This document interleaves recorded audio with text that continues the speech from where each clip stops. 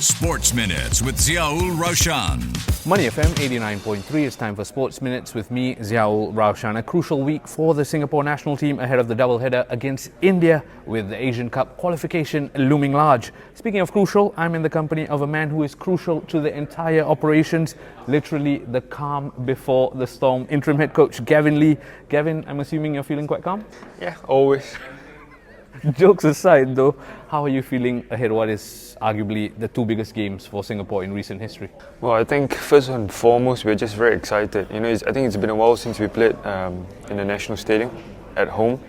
And so it's always a nice atmosphere. It's always a privilege, an honor to represent the nation, and especially at home. So I think as a group, we're all very excited, and me personally, also very excited. You talk about our team not playing in the National Stadium for a long time. Our opponents have not played football for a long time because their domestic league is suspended, right? Is that an opportunity? It depends on how you see it, because as a country, as a national team, they played in the Kafa Cup recently, and they did very well, I would say. They finished third, they beat Oman for the third and fourth, and so they have showed that they've got some quality, and so for us, we cannot take anything for granted, regardless of their situation, because football is funny, right? When you think it's going one way, then it's just going the other way. So for us, it's just to stay center, focus on ourselves, and then focus on what we do. Two friendlies in the build-up to this one. You played Malaysia and Myanmar in that closed-off friendly in September. What are the biggest takeaways, results aside? Yeah, I think, like I spoke to the boys yesterday, I think against Malaysia we didn't trust ourselves enough. I think we bought the hype a little bit too much, and we started the game a little bit undesired in a way, but we sorted ourselves out a little bit better. We created good situations, I would say, but we weren't calm enough to convert the situations into opportunities, and that's something we addressed. And then against Myanmar, we dominated the game, I would say, but like in football, when you don't take your chances, then it can come back and hurt you in that sense. So those are major lessons that we reminded ourselves yesterday as a group, and so hopefully we take the lessons into the two India games. On the calm count is already two, I'm counting. Anyway, you talk about taking the chances, right? Ilhan Fandi took his chance with both hands, really, scoring 2 goals into both those games. Has he done enough to put himself into the starting 11, or has he sort of shoehorned himself into an impact sub role? Again, it's a difficult one because football is 90 minutes, right? And ultimately, we need to have a strategy that allows us to go out there and do what we want for the entire 90 minutes. So when we go out on the pitch, it's not just the first 11, right? It's about the squad, right? So like we said internally as well, we need 45 best teammates, right? So regardless of our roles, we all come in and contribute what's needed for the squad, and we do it 100%. And so Ilhan, credit to him, he scored 2 goals, but if you ask him, he had enough to back two hat-tricks, right? So we always want to evaluate ourselves to higher levels, higher bar, and that's how we improve. But having a player like him scoring like he did is definitely a good thing for us. Yeah, it's exciting to see what Ilhan can do if he's given minutes. I want to ask you this in terms of the prep, right? There's a home tie and then there's an away tie. How different is the prep in terms of playing at home and then going away? Yeah, so obviously playing at home has its advantages. Familiarity, the hotels, preparation is definitely a little bit more stable. When you go away, a little bit more unknown. And so our job as staff is to manage that unknown and reduce the effects of the unknown. In terms of strategy, we want to take one game at a time, and really sometimes your result in the first game might influence what you do and how you do things in the second one. So all we are doing now is, we have some plans, but fully focus on the home leg, get the best possible performance and result, and then we'll think from there. And you talk about the first game possibly having a knock-on effect to the second game, right? How important is it then to get off to a winning start just for momentum ahead of the away game? Yeah, again, I think you don't have to see it both together. I mean, I've spoken about the relation of it, but ultimately, regardless of having a second game or not, this game is important, right? Like it or not. Even if this window we only play one game, that game is going to be very important. So that's our approach to it, because every 3 points matter, right? So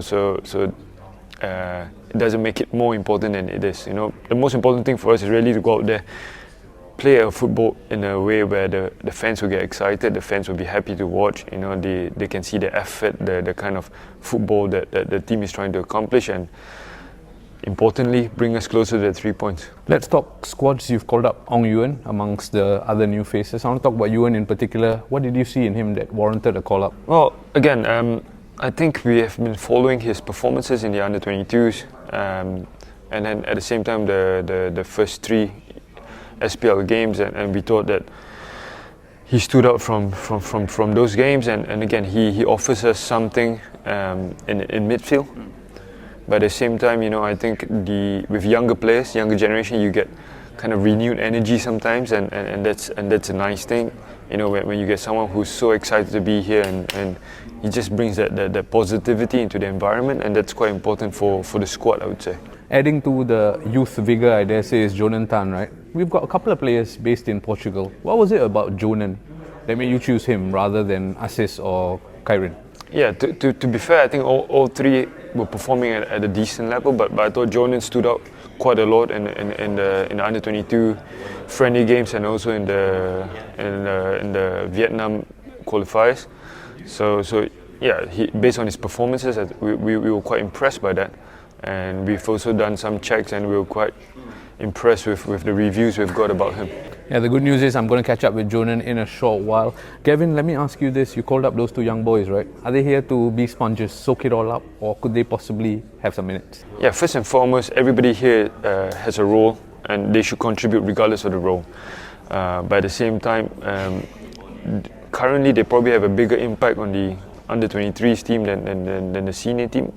But having said that, there are opportunities to learn from Safo and Haris and bring it back to the under-23 team, you know, and then that continues the chain for the next generation coming through and stuff like that. So, but at the same time, you know, already in training you can see glimpses of their abilities. But I understand, you know, when they're the first time here, they're a little bit nervous, a little bit excited. So they need to calm themselves a little bit more to see even more of themselves, which I'm sure they will with days to come. Calm count number 3. Let me ask you about the squad.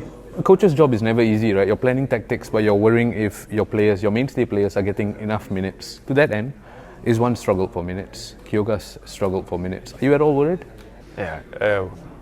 Again, if I want to try to control what I cannot control, then I should be very, very worried, right? So to add to the count, I should stay calm, right? I just manage the situation. So obviously we can have a desired plan, but ultimately the plan is decided also based on the conditions of the players, and we would hope that our players get the minutes, but again, that is not in our control. So what we can control is the plans when they do arrive and what state they're in.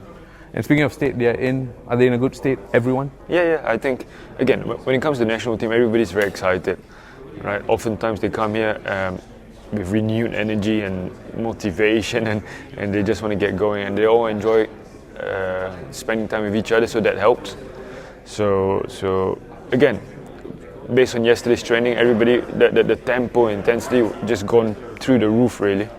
And so we're just excited to continue the work in the next 2 days and see how we do. All quite exciting in terms of how the team is building up. Let me ask you this, has the executive committee, the leadership committee, aka Forrest Lee, been in touch in terms of what he wants you and the team to deliver? To be fair to them, they've been very supportive. They've been in quite a lot of communication with us, a lot more through this, but all the time when I've heard from, or we've heard from Forrest, it's about how he can support us, and what way we need some help or support really, and so it's nice to know that they have our backs, you know, in this journey, and so that we can just focus on our jobs on the pitch. Speaking of focusing on your jobs, right, your official title is interim head coach. We are aware of the title, we are aware of the names that have been spotted, faces have been spotted in Singapore as well. Put all that aside, in your mind, is this possibly an audition for the head coach role? Doesn't really matter to me, to be honest.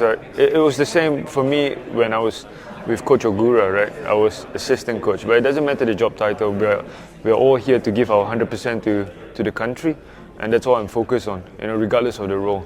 And so, to be honest, all my attention has been put in towards India, and nothing else really matters. typical Gavin answer in terms of just taking the challenge on. It could possibly be your final 2 games as head coach of the Lions, for now at least. How does that make you feel? I'm just concerned whether or not I leave the shirt in a better place. That matters the most to me, and that means making sure that what Coach Ogura have left in place, we improve it so that whoever comes next have a higher starting point to help carry the team forward. So that really is the most important. You've mentioned the word calm about 5-6 times already, but you've obviously made the switch from club football to country football. Pressure is slightly different. You've led BG Tampines Rovers to cup finals before. Is this slightly different? No, football games are the same way. You go out there as a coach, you're not in control of a lot of things. So if you want to try to control it, then yeah, you're just going to be even more stressed. But to be honest, it's the same. It's 22 players chasing after the football, trying to put the ball in the opposition goals. But sometimes you are determined by 3 officials that might not go your way. But it's the same, you know. So the role hasn't changed. The expectations are always greater set by myself. So ultimately, that's the thing that keeps me going, and yeah, no difference. Final question, and let me try and crank up the pressure here slightly. We're on the cusp of history, so let me dream a little, right? Imagine 15, 20 years from now, you look back on a headline that says 35-year-old Gavin Lee, the mastermind who secured Singapore Asian Cup qualification. How does that make you feel? Well, in theory, with these 2 games, we cannot secure qualification. And what you just said, it would be a nice memory, right? But memories are created with the present moment. And so my job is to focus on the present moment and then let you dream, and hopefully we allow you to fulfill that dream in that sense. And when you say you, I'm sure you're referring to all the listeners as well. Gavin, all the best. Thank you so much for speaking to me. Thank you. Sports Minutes on Money FM 89.3.